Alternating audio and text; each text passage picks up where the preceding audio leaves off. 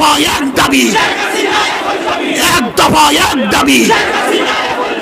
আমার ভাই কবরে, খুনি কেন বাহিরে, খুনি কেন গদিতে, খুনি কেন গদিতে, আমার ভাই কবরে, খুনি কেন গদিতে, আমার ভাই, আমার বোন কবরে, আমার বোন কবরে। আসুন ঐক্যবদ্ধভাবে, পেশার চরমানাই প্রথম থেকে ছিল, আছে, থাকবে ইনশাআল্লাহ।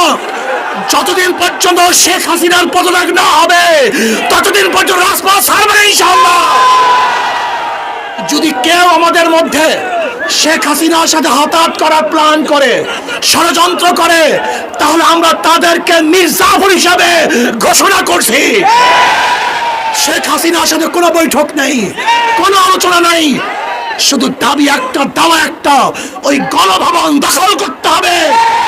জনগণের গণভবন জনগণের কাছে ফিরিয়ে দিতে হবে ইনশাআল্লাহ। রাজি আছে ইনশাআল্লাহ। আমরা জীবন দেব, রক্ত দেব, রাজপথ ছাড়ব না। শেখ হাসিনা উৎখাত করেই ছাড়বে ইনশাআল্লাহ। এক দফা এক দাবি, শেখ হাসিনা কবে যাবি? এক দফা এক দাবি, শেখ হাসিনা কবে যাবি? শেখ হাসিনা এখন যাবি। এক দফা এক দাবি। ইনশাআল্লাহ আন্দোলন চলছে, চলবে, চলতে থাকবে। আগামীকাল গণমিছিলে সবাই অংশগ্রহণ করবেন, কেউ ঘরে থাকবেন না। যদি মরার জন্য হই, আমরা কেউ মরবো না। আর বাঁচার জন্য বিচ্ছিন্ন থাকি, আমরা কেউ বাঁচতে পারবো না।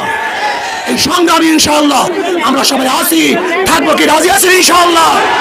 নারায়ে তাকবীর।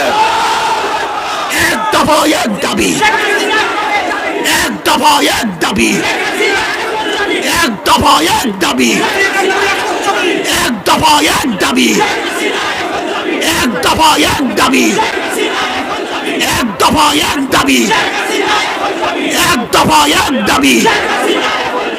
আমার ভাই কবরে, খুনি কেন বাহিরে, খুনি কেন গদিতে, খুনি কেন গদিতে, আমার ভাই কবরে, খুনি কেন গদিতে, আমার ভাই, আমার বোন কবরে, আমার বোন কবরে।